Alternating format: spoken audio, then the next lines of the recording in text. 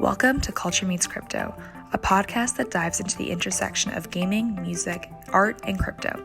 Each week, Angela, Ali, and Evan speak with the global founders, CEOs, and thought leaders about many new online economies which are bubbling up in the metaverse. Our conversations will explore new business models with the leaders who are shaping this future. Okay, we're back for the third episode of Culture Meets Crypto. I'm really excited. We have a very special guest. We only have reached out to iconic big thinkers in the space, and William Entriken was at the top of our list. So, I'll just give a little bit of my background. Evan Castelli, by the way, my co-host is here as well. And I'll just start before we go to your background, William, with the impact that you've had on me and Signum Growth Capital, our company. So my background was all in video games, in finance, but focusing on the video game space. And for years, I wondered about this idea that people were going to eBay and selling all their items. And I remember talking to you at a panel, and you and I just having this real kind of clear moment of the practicalities of NFTs and how useful they are for so many, for the use case of really property rights. And I had already been thinking a lot about Tim Sweeney's presentation at the time, back in, I think it was 2016 or so, and thinking about this idea that, we would be spending a lot more time in these online spaces. And as we spend more time, we're going to have all of our stuff. I used to say I want to bring my Gucci bag with me from the Mario party to the holiday party and back. But anyway, I remember thinking that when I spoke to you, it was just so, you had such clarity in your thinking. So not surprising, you were the lead author of the ERC-721. So we would both love to hear just your story and your background and how you arrived at this place. You bet. Where do we start? Start with, as a kid, were you into creating new things? And I'm assuming that you were already into computer science very early, but maybe that's wrong. I just wanted to hear kind of where it all started. I learned BASIC at 4, so that was my second language. I also learned English at 4. So I got my first computer it had a tape. I got it from the neighbor.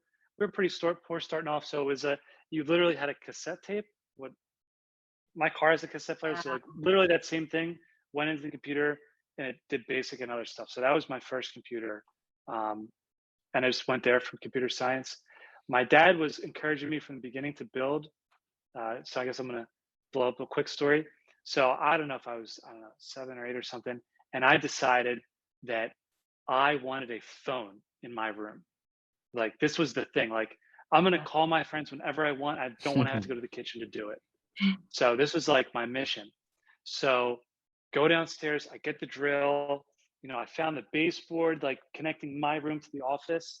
And I'm like, if I could just drill a hole through here, I'll pull a wire through, I'll get a phone in my room. And so I'm drilling a hole. My dad walks in and I'm like, oh, I'm in trouble now. So he walks over and he looks at me and he says, stop. You go right now and you take that back downstairs and you get a bigger drill bit. You're not going to drill anything with that.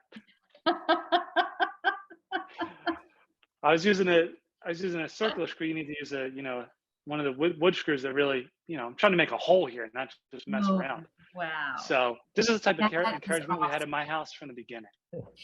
Well, it's funny that you brought up your dad, because I loved your dad when he started talking about community service hour, and he's he's a champion of you, clearly, and everything that you're doing. And it sounds like it started at a very young age, but has he always been involved in kind of pushing you? And I would say we've built together. We start with wood and we start with, you build things as a kid, and I just took it long. So going into high school, I remember I had a really nerdy, whatever the quote, they give you like a quote, and one of mine was the hacker ethos. It's like, information wants to be free. That was like the quote in the 90s or whatever. And so that was my yearbook quote. Yeah. And then a couple of years later, I'm working at Google on open source strategy. So I was working on this open source project with Linux on how to mentor people to join Linux as contributors. Oh, wow. So this was back in the day, and this is one of my first, real jobs in computer science. I did computer engineering, and then after this, I actually went into finance. I did business and finance. So I did undergrad in engineering. Grad school, I went to finance for my majors and minors were engineering, computer engineering, electrical engineering, math, international finance, MBA, and that's like literally exactly adds up into NFT, right? So just trying to put the ingredients in the cake here. When we met, what really struck me is that you were the only person who was thinking, I'm going to go, I'm going to go to a traditional kind of practical consulting role and apply this. Most people who had discovered NFTs, including me, I mean, I was like, I'm leaving Guggenheim, I'm starting my own company. It was way too early. And you were like, wait, it's not ready yet. It's not practical yet to just, like run there. I mean, you didn't say that, but that's what I heard. And I just wanted to know kind of, at the time, did that feel unusual after you lead author of the ERC-721 standard, major breakthrough. And you're like, you know what, I'm going to go work in a very practical consulting role because that's where I need to be. What was your thinking back then? I had a clear vision. So we talked about this before, just briefly summarizing. There's two use cases I was studying in 2018 when NFT basically, when we attached the rocket boosters and set it off, right? So the one use case was intellectual property licensing. The other one's pharma supply chain. Just like left field and right field. Like, these are things you were not thinking about in 2018. In 2018, we were thinking about crypto kitties, crypto dogs, crypto ninjas, like anything like that. 10,000 of a thing, sell it, limited supply, price like that. That's basically what was in on everybody's mind. I was totally not thinking about that. It took me 4 more years to buy an NFT. Let's put it that way. And I have practical reasons too. I didn't want to be partial to this stuff, Yeah. So I just wanted to be on the sidelines for some of that speculation part. But again, I have a vision here, and I'm serious, and I show that. I'm not, my mom's like, well, why don't you get a penny every time somebody buys an NFT? She's like, she doesn't get that. Like, weren't you there at the beginning? Like, don't you get a penny? Like, there's a lot of them. 1 penny times a lot. You should be buying me a house in Florida right now. I said, no, Mom, that's not how it works. I just gave it away. She's like, gave it away? Yeah, that's what the kids do nowadays. They just give everything away. So I wasn't in it to like sell NFTs or license. I mean, everybody knows that. We all know that we give ideas away now. My mom doesn't fully get that yet. And a lot of these other things take a long time. So another question I get is, well, if your goal is to, and one of my goals is related to consumerism, and that word means what it says it means, not what the dictionary means. So we'll get to that. But I support consumerism, and people say, well, why don't you just, stop everything you're doing, build a team and go do that thing? And I said, that's small thinking. I can only build one team. What I'm trying to do here is much bigger than any team can make. I'm trying to change the world. So the way you change the world is by getting a platform, standing really tall and shouting as loud as people will listen. And so the specific causes that I'm working towards, not one team can work. If I were to dedicate my life to this one team, to work on supply chain security for kosher beef, which is like a very specific and really, if that is done properly, this will inspire a lot of other use cases that I care about that we'll get to, but it's too slow. I don't have time to focus on kosher beef or whatever, because that's going to take years. So in the meantime, you've got to work on these other projects. And so the way that I push towards the goal is, and the influence in the platform that I have, is to do interviews, meet like-minded people, and then advise specific teams growing as fast as they can, and just working on them. Yeah, that is really interesting, because you kind of were already thinking about, you were already well into the future then by thinking in that way, or maybe just intuitively knowing like the 10,001 items, wasn't going to be a thing.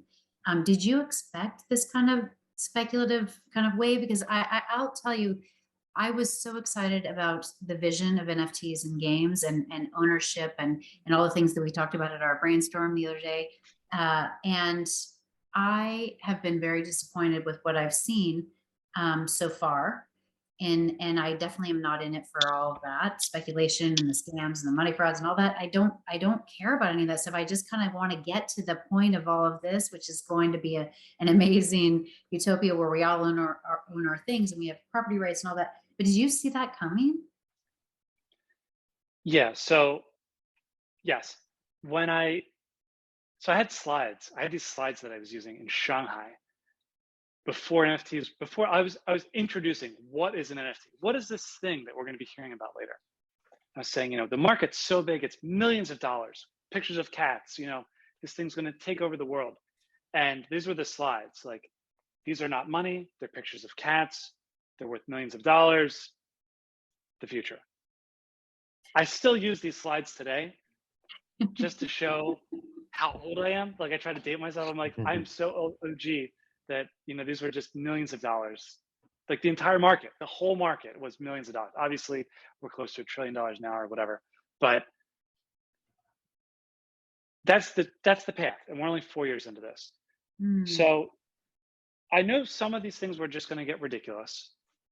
And I knew that there's going to be some good things and bad things. I know that. But look at the New York Stock Exchange. This is a different thing. So, parallel topic, not changing topic, this is parallel. Imagine you invented the New York Stock Exchange. Well, there's a lot of scams on there. A lot of people go bankrupt. There's a lot of good stuff. There's a lot of bad stuff. People have access to capital. And NFTs are not just about access to capital. That's not where I'm trying to go with this. But this can go a lot of ways. You trade stocks. There's regulations which help people, or regulatory capture, depending on how you read that. And then there's markets which move money around, which generate fees for, a whole industry in New York that's just around the fees from trading these things. And the yachts are owned by the financiers, but not by the investors. I'm quoting a lot of different books here right now. Hope you're keeping up with these references. And so, right, so that's where we are. But as a whole, is it good? Can you say that stock investing, can you say public ownership of stocks is a good thing? And ESG, all of the coal mines are owned by public companies, which are owned by people that want to own coal mines. And the companies that the people, the investors, the activists that don't want to own coal mines don't own coal mines, which means all the coal mines are owned by people that don't care about the environment. Like, these are just outcomes of the different things that happen. And I'm not judging. I'm just saying that's the outcome. So do we want to judge? Do we want to say this is good or bad? In general, broad swath, I'm not looking at these individual, any of the words I just said, ignoring everything I just said, it's good. Or it's progress. Or you could probably imagine a world where we didn't have these things and it would be worse. Maybe, there's only private ownership of equity or companies, or government ownership of equity and companies. So that would be, where we're going. We're going towards a lot more private ownership of stuff in the United States. That's kind of, the rich have access to, if you have $1 million or you earn X dollars a year, you sign a special piece of paper and you get access to these private capital deals that normal people don't get. And that's where a lot of the good stuff is, right? So that's where we're kind of going with the United States. A lot of people we're kind of limiting these public markets. In China, you could say government owns everything. That's sort of true, not true, whatever. But if we just looked at New York Stock Exchange as a whole, is it good for society? You could probably, whoever made that, whoever was going through the 100 years of, oh my God, we're hurting people, we're this and that, we're whatever. Well, 100 years later, they've been vindicated. It's probably a public good. We don't have 100 years to look back on NFTs, but I'm thinking, yeah, it's money moving around. OpenSea's getting 2.5% off all the money in the world, and nobody's paying sales tax on things that they're selling. And there's things, but I don't really see like this as a huge problem. I don't see the problems as huge, but I do see artists. I do see artists that are monetizing things. Yeah, there's speculation. Monetization comes with speculation, right? So I'm seeing artists that are selling things and making money. Isn't that what we want? Isn't the future 100 years that we want people to make money based on their values? Eventually in the future, the machines are going to make everything. And the only thing we have left to decide is who gets how much. And we tried communism. We're in the West. This is a Western podcast, so we don't think that's a methodology that's a different methodology that we assume doesn't work the way we talk here. And we say, well, people are still going to work hard to get whatever, and the machines will make a bunch of stuff. So how do we, which projects get financed? Which projects get sold? Is it based on your value, or is it based on your access to record labels or connections or generational wealth? Talking really abstract and going all over the place. I hope I'm connecting here. No, it's super interesting. I mean, one of the things, just going back to Tim Sweeney is, one of the mantras that we have is that is creators to the front of the line. And kind of the shrinking of the food chain in the creation process and the creative process, and the idea that NFTs provide programmable royalties for artists. And just like you said, with machines doing more, the creative process becomes more valuable. And why shouldn't it be recognized? And I view developers and artists as pretty much in the same bucket, and they're creators. I don't call them developers, artists. They're just creators. Creators. Yeah, totally. And I think that, so that transparency in the food chain is very similar to me to, the transparency that Netflix brought to the media industry, for example. So I am all for the transparency, and I love it. And I think and I love the fact that you said in your community service session tonight, we're only 4 years in. Can you just expand on that? Because I'm hearing a lot of people say to me like, oh, isn't that over now? Isn't it over? So this is a topic I go into a few times, so I'll give it to you. And there's a link here, wherever you post this, where this has gone in further. But this is a 10-year plan. So this is the 10-year plan spiel. We're in phase 1 here. There's 3 phases, and I'm not like a visionary for knowing these things. It's that I'm working all 3 phases at the same time, and I just know which ones are going to land when. So I'm not like magically predicting the future. I see 3 bikers, they're moving at different speeds, and I know when they're going to get to the finish line. What we're looking at right now is a bunch of people that are, technophiles, I call them tech affinity, kind of art, visual, something with eyeballs and a mouth, something like that. And really just first movers. They are just ready to jump in. They see an opportunity, they do it. There's nothing holding them back. They're individual, they're lone wolves. These are the type of people that are acting right now. The reason why, in the first 4 or 5 years, I think this is going to end in 2023. I think this phase will kind of just dissipate this year, is these people come quickly. And I don't think they're going to leave quickly. I don't think there's a next thing coming very soon for these type of people to jump into. But I think if you can believe it, I think that we've kind of exhausted this market. We've gotten enough front page coverage in every newspaper, on every book, on every country of the earth, that people basically know what's going on here. We're taking artwork and we're selling it. I mean, we've had a big impact. That's not to belittle this. We've probably increased the sale value of artwork in the humankind more than any other initiative. I mean, in the history of humans, we've probably done more for artwork than, anything else. True. Time for time, dollar for dollar, whatever. And that's not a goal. I'm not saying like that's like good or bad. I'm just saying it's notable. Mm-hmm. So that's what kind of happened in phase 1. What's going to happen in phase 2 is you're going to see the same exact thing, but from a different kind of person. So still, tech affinity. You've got to be a little bit of some kind of a nerd to do this stuff. You don't need to be a nerd to play a harmonica and to write lyrics.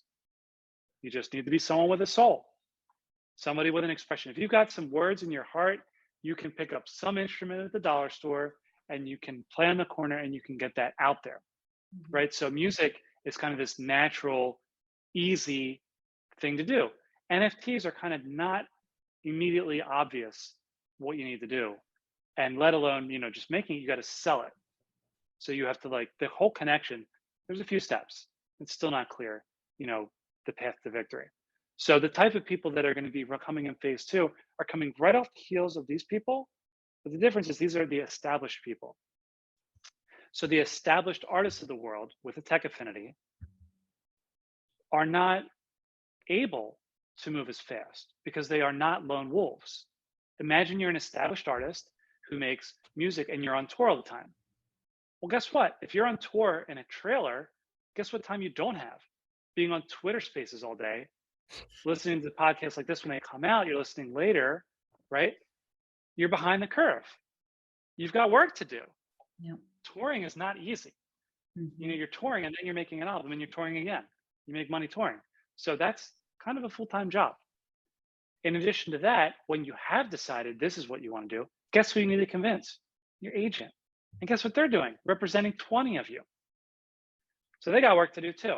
So compared to people that are making pictures of animals or anything with an eyeball and mouth to sell as a profile photo in batches of 10,000 or 8888 or 6666, we assume that these people don't have other things to do and they can geek out on this stuff. But if you're touring and you've got real work to do and you work with people who have real work to do in an established business, that's going to take years to go through. So this is what I learned, tying it back, from something called Licensing Expo, which is a place I learned. It's in Vegas. It's every year, where they negotiate the big deals between the movies that you watch, that you and your kids watch. These movies are made by people in this room, and they're selling those intellectual property rights to people that make the clothes that your kids wear too, with that same whatever on them. That's the thing. They make the movies and they make the t-shirts. They're different companies. There's property, intellectual property moving. That's a whole big thing. Mm-hmm. Likewise, if you're an artist, you're kind of in that industry too. There's a lot of pieces. That's phase two. So just in the interest of how slow they're rolling the bike, they're pedaling, they're just going to get to the finish line a little slower, but they're going to get there. You can't just watch all these amateurs making money and be like, oh, I'm an established artist. I've been making music for 20 years. I have X, whatever awards you get when you make music.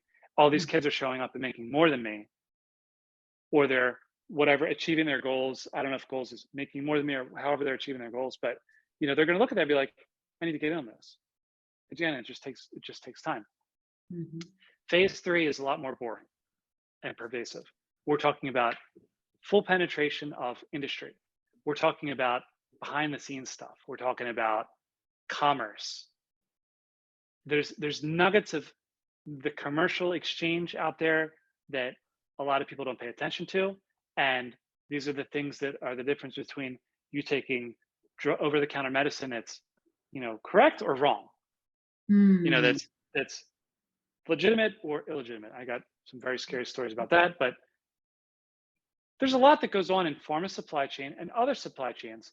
There's a lot in there, and any improvement, whether it's an NFT, which we're using in pharma in production, or if it's some other type of concept that we stole from NFT and brought into the real world, which I'm calling Web 2.5, which is a whole topic. This is something that's going to seep into, it's going to be coming by osmosis. It's just they're going to see these ideas. They're just going to drop in there, and they're going to have this supply chain integrity or whatever. And again, this won't be on the front page. You're not going to open the newspaper and the whole front page, you sell one NFT for however many millions of dollars, and it's the front page of Wall Street Journal. Like, that's a clipping I kept. I mean, that was really interesting. You're not going to see that when supply chain industry gets a little bit more secure because of their bookkeeping is improved. The impact is more. This impact is just tens of millions of dollars. This impact is your kids aren't dying when they're taking drugs because they got the right drugs. Impact is way larger, harder to write a story.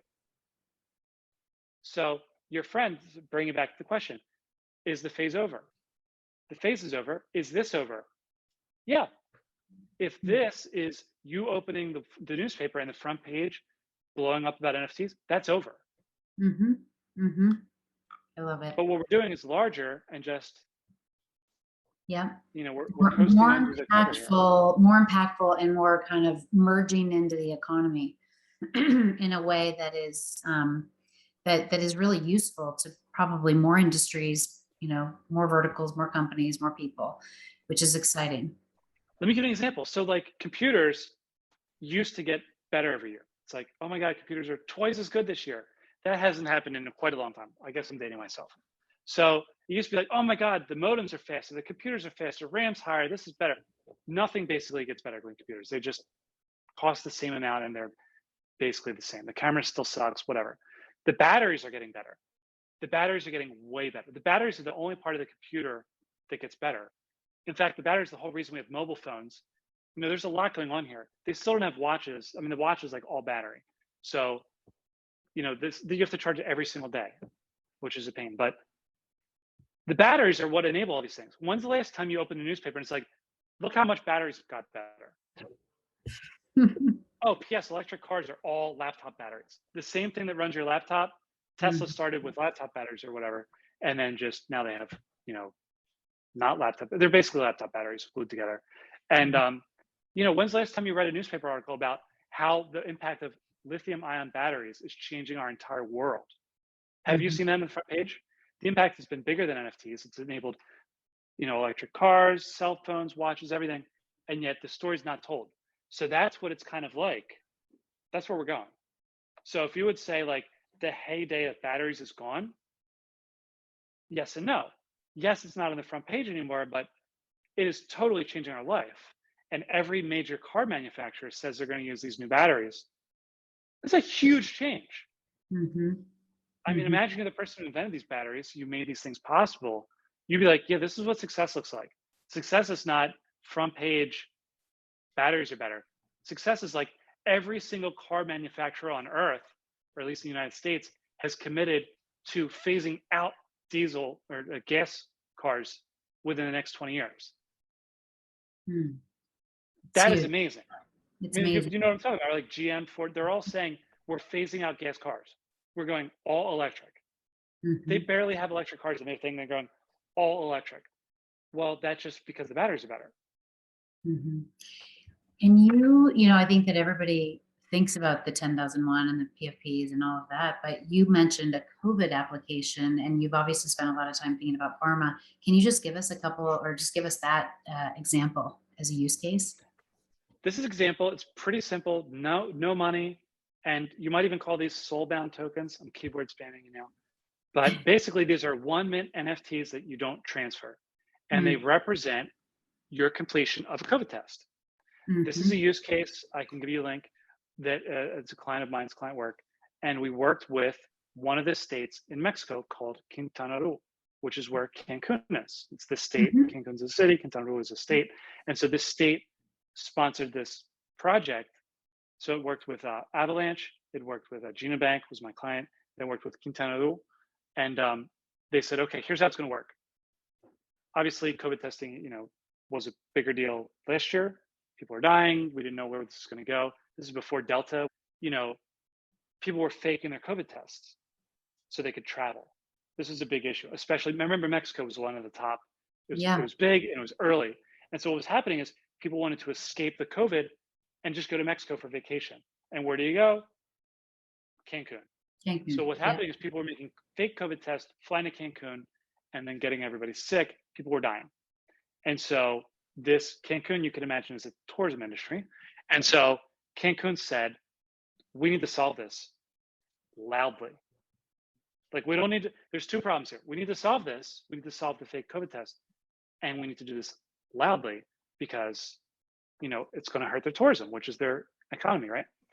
So I'm in this project and I'm saying, you know, we don't need NFTs for this.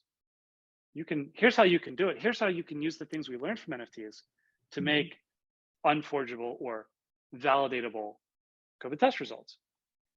And they're like, yep, no, we want NFTs. And I'm like, look, it's very easy. I said, look, we'll go to market faster without NFTs. Like, I can give you NFTs, but we'll get there faster without NFTs. They're like, no, we want NFTs. Why? You tell me. Why did the government, the state that has Cancun, demand NFTs for this project? You tell me. Loudly? Because $1 million apes are selling and COVID NFTs might be next on the list. They're not selling. We're not selling these. No, not selling, but even just that idea of pairing and the word NFT when that's in the newspaper and pairing it with, something that's going to help tourism come back. Like, of course, that's the loudest thing to do. It's the hottest topic imaginable. Right. So I learned something really important there. What I learned is that the hype is real. So what I learned is, I mean, yeah, I guess I'm qualified of my experiences to help create a COVID test that is harder to forge. That's something I know how to do. And some other people know how to do too. Why am I, having this phone call instead of some other cybersecurity or product development or whatever expert? Why am I in the room? But I get things done. And, this is just an opportunity for me to even get in this room. And then two, for them, yeah, they got it done. They could have got it done with me. They could have got it done with someone else. It's not really that hard. I mean, I'll give you the answer. You make a COVID test result, you put a QR code on it, and somehow that QR code connects back to the state. That's how you make a test result you can't fake. I just gave it away. So QR codes are the answer. Something that you can scan on the spot and you can validate with a green, literally has to be a green check mark because that's what people understand, or a blue check mark. And they're like, okay, this is valid. They check the URL and, that's what they're looking for. So NFT does that, other things do that, right? But the difference is when this got done, it got carried in the newspapers. And this got travelers to show up, which is the whole point of Cancun, is to have travelers, right? Yeah. So you can't ignore, this is me, like 20 minutes ago, you were like, well, I'm not sure how I feel about all this artwork and about all this people flipping stuff or kind of the money aspect. I'm not sure I'm really down with that. It's kind of what I picked up from what you're saying. But now apply that to COVID test results and the economy of Cancun. So this is going to get fixed. I mean, anybody who knows about QR codes could have fixed this problem. But the difference is they chose this approach to get the most visibility. And that is something that you can't get a lot of other ways than with NFTs. Yeah, I You can't remember get the press coverage for free. Yeah, it's a great point. I mean, I remember back in the early days when people were saying, "Oh, NFT isn't going to stick. It's not. It's too complicated for non-techies." And actually, it was the opposite. I mean, that was a big surprise to me that the term NFT is very well understood by my mom, who is an artist, by the way. So she's really not a techie, but it's awesome. What's happened with the language. Before I turn it over to Evan, I just have to ask, has anything come to fruition that you didn't expect, like in terms of the phases that you just described? That's super interesting, very prescient. But is there anything that kind of jumped out at you and you thought, that's not where I thought this was going? Some of the partying, some of the parties I didn't expect. I mean, somebody could have expected, somebody who understands humans better than me could have realized that, people like to party and the art turns into parties. I didn't expect a yacht at the last NFT NYC, the penultimate NFT NYC. I didn't expect that, a yacht of people smoking, celebrating pictures of monkeys. That's not what I was imagining in 2018. I was imagining pictures of cats, pictures of dogs, pictures of animals, but I wasn't expecting a yacht full of people smoking. But there's a lot of that. I'm not just like, Yeah, you're right. Yeah, right. There's a lot of those things going on, and these parties are pretty cool. I mean, got invited to some very nice parties, and they're, I guess I'm learning about the human experience. I guess that's what everyone does, in your life. You think you're learning things, you're not. You're just learning about people. I'm learning that people like connecting with each other. I'm learning that people like to make these communities. The communities I did not expect. NFTs have done more for Discord than Discord has done for Discord, right? Did you know, do you use Discord for this stuff? Yeah, we do. Yeah, we have a Discord. You ever use an NFT to get into a Discord? Yeah, we have an Understanding Discord series, William. We're true nerds. Cool. We literally interview server managers to figure out kind of how they work and how their community works. And I'm totally with you. Continue what you were going to say though. Did you know that Discord has a product where you can charge people to join your Discord? You can charge people. You can do a paywall. Is that what you're talking about? you're going to pay money to Discord Oh yeah. to get it. Did you know that? I mean, in different ways they do. Yeah, I did. But I am my nerd on Discord. I am an analyst. Nobody knows that. Full disclosure. You killed my If you flow. want to talk Discord, we'll do another hour offline. Yeah. I'm just saying, so few people know about that. Yeah. I saw a survey. They gave me a survey. Did you know that? I'm like, no, I did not know. Basically, Mhm. everybody's using NFT gating for Discords. And Mhm. so what I didn't expect is this whole artwork and thing would kind of take people out of the Twitterverse and put them into smaller communities. Yeah. That surprised me. Mm. I did not see that coming at all. Mhm. We Mhm. didn't have that from the beginning. So we didn't have like a Discord for CryptoKitties or like a DBS or anything like that. We kind of just had a bunch of people using existing communication to talk about this stuff. But we're kind of, we're making smaller circles here. Yeah, it's really interesting that human behavior has shifted toward, in various ways in our society, toward, decentralization and collaboration. And it's almost like we naturally, kind of find ourselves attracted to various discords based on interest. They're communities of interest, and there are communities of interest that are, we call Discord, the inside of the store. Like, I think of it as a corner store, like the inside of the corner store that happens to have a cash register, coffee brewing. It's like all of those things, and it has a phenomenal audiovisual experience. And so we believe it will become the platform for communication in the metaverse of the future. And I agree with you. Like, a lot of the the NFT experimentation surprised even Discord. Discord is in phase 2, in that the CEO has said, I want to go slow. I want to figure out how to get rid of spams and frauds first, and then I want to really embrace this, because this is real behavior change. And NFTs are really enabling that behavior change, and kind of taking away a lot of, in our view, taking away a lot of these middlemen, and providing more transparency. And those are good things, right? I'd love to work with Discord. I mean, they're definitely in the future. That is where people are moving. I don't know their user numbers, but there's definitely a migration. I'm not saying this because I'm an NFT. There's definitely a change in the way people. I don't know about like social media. I don't like that word. I don't know about like the way that people broadcast, microblog or whatever. But there's definitely a migration in the way that people want to connect with other people. Yeah. The writing's on the wall. I mean, Facebook has had 3 or 4 midlife crises. The most recent, that I don't know if you read it, the publishing about how Reels and basically TikTok is their future. They made it very clear, like, if you're not doing TikTok, your job's at risk. This is the only thing we're doing. If you saw the employee letter, but there's a big change that's happening, and it's not towards kind of the publish for everybody kind of thing.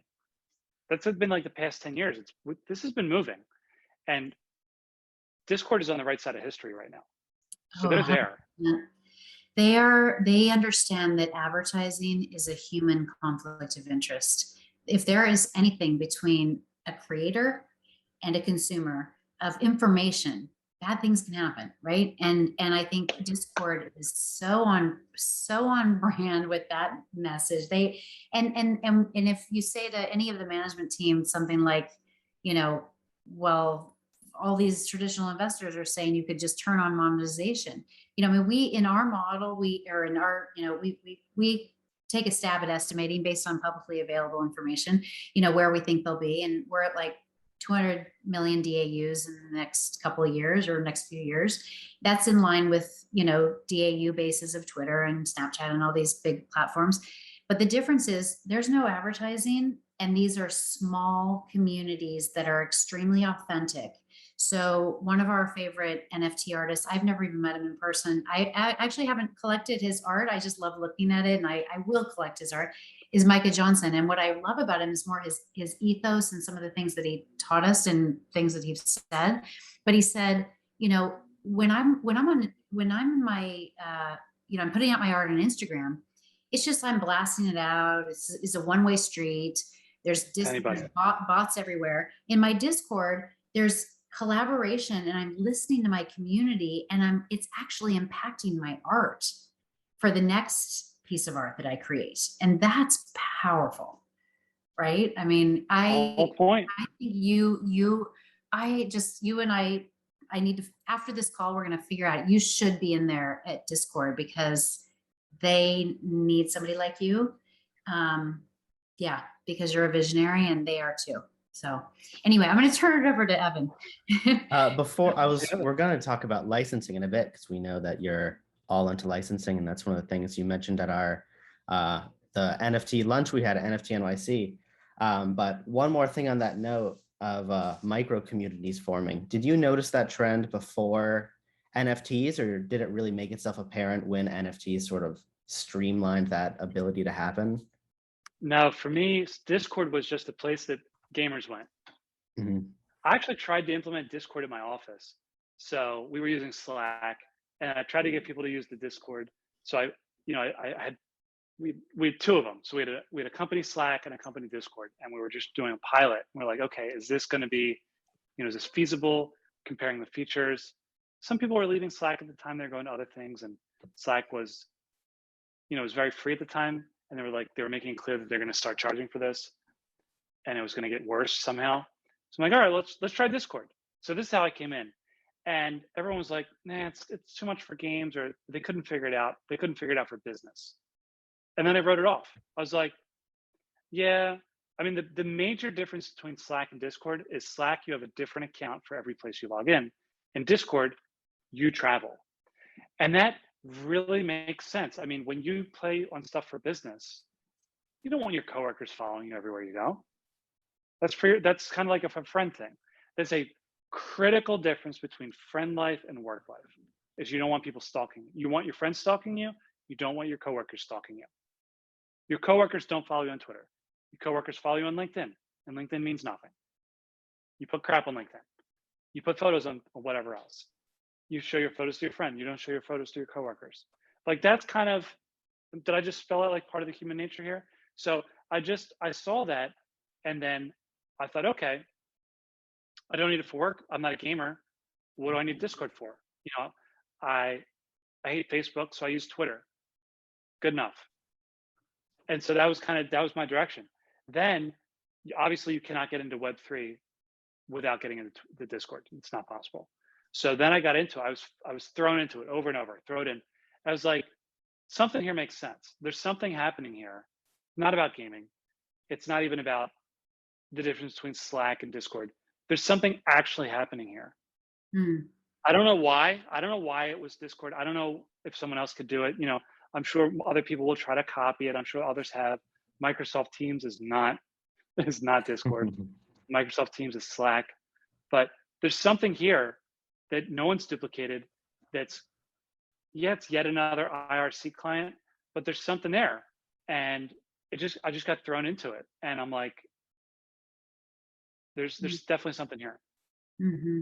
Yeah, we agree 100%. And in all these kind of like behavioral change themes that we track, one of them is definitely more entrepreneurs. And the one thing about Discord that you don't get with Twitter and you don't get with Instagram and all these other social media apps is you have a place where you can work in your side hustle, and those side hustles make people really happy. So it's and they're sticky. So that's so you mentioned one of the ways that they're testing a lot of different ways to make money. And what I really respect about the management team and their vision is the idea that they could just turn on revenues, like a lot of these guys do, and they're like, no, we only want to do things that are good for the communities, good for the people, and then good for us because we're here. But I mean, we're serving. Well, you don't have to sell me. I also want to give a shout out to Fortnite. Can we recognize Fortnite as a game on the devices, right? On a lot of devices where they straight up did not do the route. There's an easy route to $1 billion. Get a game, get teens addicted, charge money to win.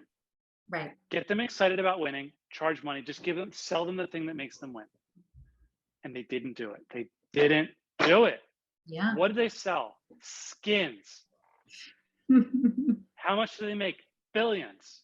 Can we Yeah. respect that?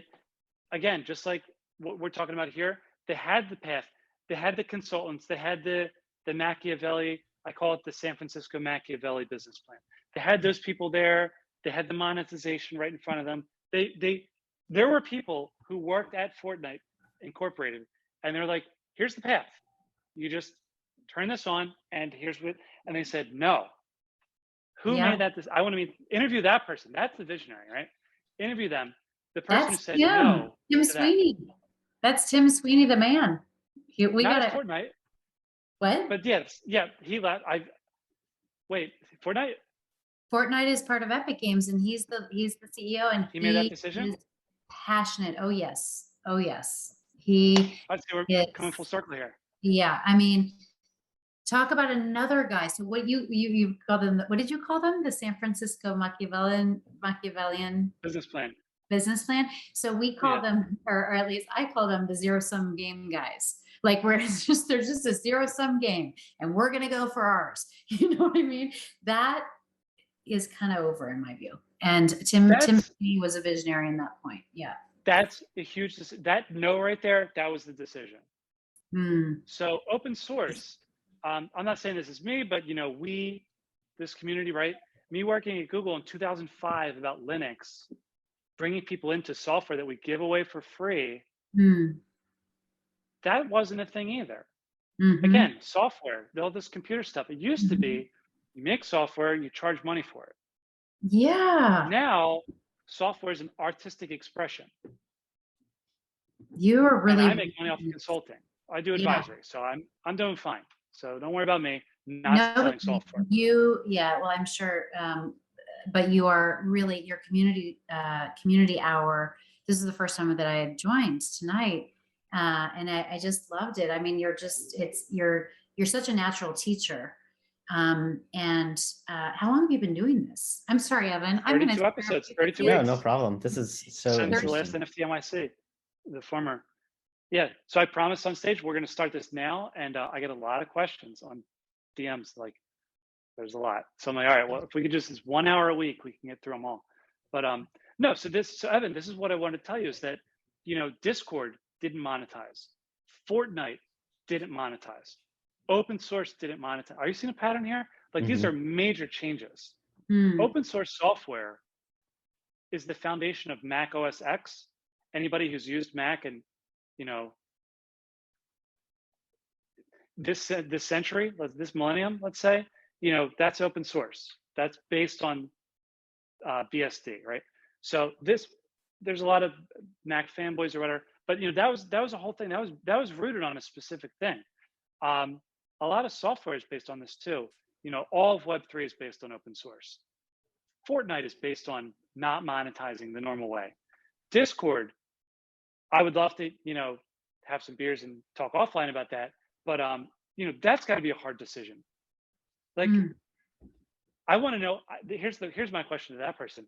How many people did how many people put that in your ear? How many people did you fire because they didn't understand that?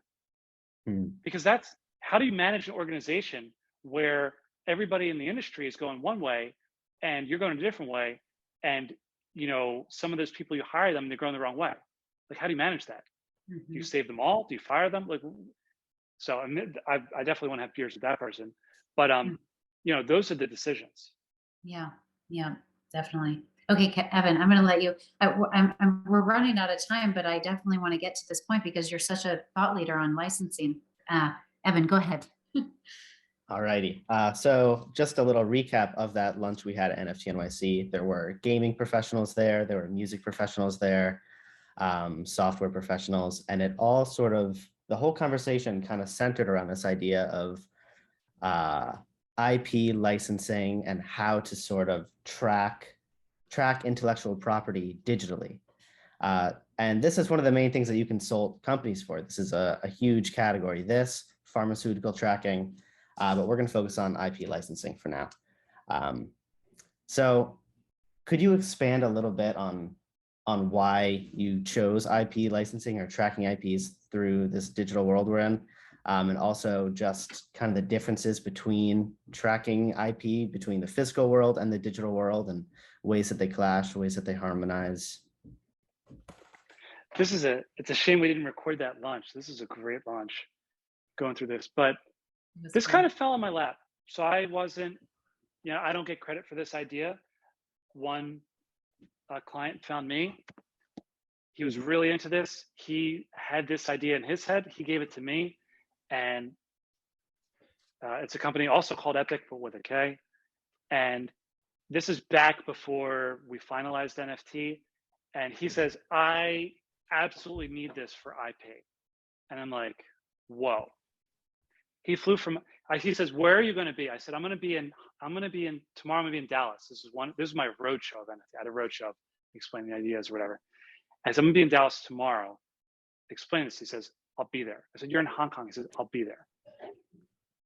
So the two of them show up and he explains where this is going. I got the vision and he explains this. And this is another client. And he signed me up on the spot. He says, there's where we're going. Here's what I need to teach you. And here's how we're going to use this. Are you on board? I said, yeah. So I just started with the original thoughts I had were, I just saw the momentum. I just saw these pictures of cats. And I thought back to the beginning of YouTube. YouTube was videos of cats, right? And I saw these pictures of cats and some people were like, yeah, this is a fad. I said, no. This is going to be very big. I don't know exactly where this is going. It's going somewhere very big. I could definitely feel that. Then I get this phone call. Said, I'm going to meet you in Dallas tomorrow. And I said, okay, these are not normal phone calls you get. These are not, people in Hong Kong don't call you and like, I'm going to meet you in Dallas tomorrow. I'm going to buy a ticket now because we need to talk about this like face to face. And you get a couple of these and you just really got to step back. You're like, there's really something happening here. I need to start studying faster. And so then when I got to the licensing expo, when I saw this, and then I saw some of these deals, I got the first signature on the team. We were trying to sign up licensing for this marketplace. We're trying to make a licensing marketplace for digital licenses. And just grinding, hey, what are you selling? What's your licensing? What's this? What's that? And I saw this and I said, they're only focused on physical here. Nobody's focused on digital. The licensing deals, I guess I'm giving away the bread and the butter here, but the licensing deals that are available, even today, 4 years into NFT, they're crazy. You can get a lot for a little bit of money. So you can walk in there and you can get an exclusive digital license. I don't mean NFTs, I mean digital. So the way they sell licenses are, so as I'm getting into the industry, I'm learning more and more that this is huge. This is very, very huge.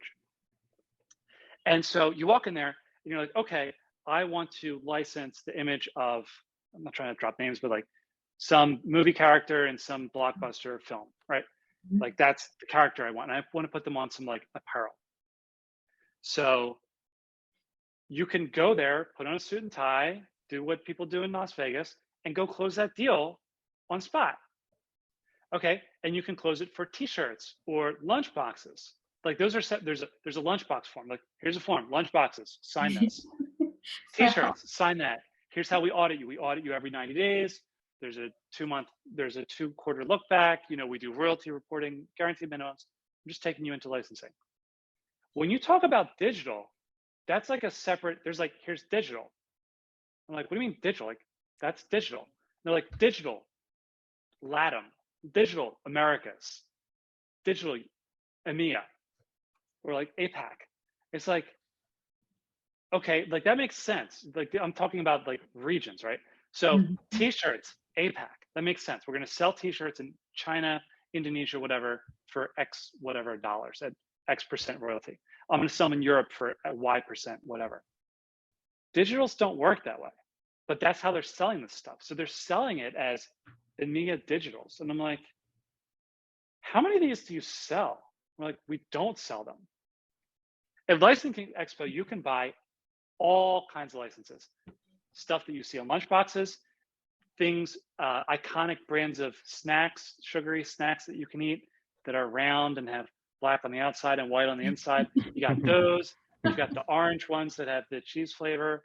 You got all this stuff, and you can buy those and you can use them in games. You can use them on socks. These are the deals that are happening, but the digital deals are barely thought through. They're selling you a digital deal in EMEA. And I'm like, there's so much opportunity here for these deals, but nobody's pushing them through. So I'm like, oh, this is a buyer's market. This is Wow. It's a huge buyer's market. And then I saw, oh, NFTs. We're early in the game here. NFTs are going to buy this licenses. This is going to take about 5 years to happen. This is going to be really big in 5 years from now. That just clicked. I'm like, this makes sense. So, I mean, these deals take time. You have to get these things through. And I didn't see it right away. It took me probably like September 2018. And then it clicked. I was like, oh, there's the 10-year plan. If it wasn't clear, I'm like, now it's clear. This is the plan. It's really taking it. You've done a lot of kind of movement outside of the NFT space, which a lot of people in crypto stay and go to the party, the yacht party. But I think that's something that is really just struck me a second ago, is that you've taken yourself into these other areas, because NFTs will be pervasive and they'll be everywhere. And so why not go explore new areas and learn about kind of, how they can be applied? Is that kind of your thinking in that? Or I mean, you're talking me up, but I mean, maybe, but don't downplay these parties too. I mean, that's human nature too. So we're exploring more about parties and about community building that 5 years ago we didn't really have. So, I mean, we got to give credit to them too. And, they're bringing the future too. So I don't want to ever look down on these people, because they are very progressive, and they get it. This is what the future looks like. The future looks like parties on boats by people that met online, that trust each other, that don't get drugged and kidnapped, which happened to me once, and, meet up and have a great time. And it works out. Kind of like Woodstock, but smaller and happening a lot more frequently. And in a lot of different locations, and even sometimes in the that's metaverse. the future too. Even sometimes in the metaverse. I mean, all of these, the crypto voxel parties that a lot of money used to host, and it's really pretty amazing how all of this kind of exploded at the same time that we had a global pandemic. It's like, yes, there was a lot of suffering, and I don't want to belittle that, and a lot of loneliness, but just think how much connectedness there also was because of these online spaces. And I think that NFTs were filled a big, there was a big gap filled, by a lot of people who were learning about a new technology and kind of getting together and trusting each other, like you said, and it's really cool. So, okay. Well, William, this has been incredibly fun. We're going to have to do it again.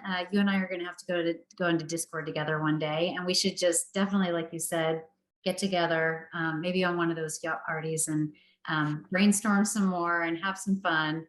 And thank you so much for taking the time. We really, really appreciate it. Thank you, William. Pleasure's mine. This conversation was so much fun for me, Evan, because even though I've known John since early 2019, I just loved getting to know him better. Even through the stories like the, becoming an entrepreneur at the University of Kansas at the age of 19 and raising $5 million to start an early version of Facebook. I didn't know that, and I also really liked the idea that he wanted to do that really to connect his friends from high school to another friend that they were concerned about. So he was really early to this idea that is so prevalent in crypto, which is community. And John and Mythical are both at the kind of the beginning of blockchain gaming. I mean, there's so many early hurdles still being figured out. And I think one of the main ones he talks about were user versus company control in regards to self-hosted wallets, because I mean, how are we going to bring 2 billion gamers in who have to manage their private keys? I mean, that's a huge issue still being figured out.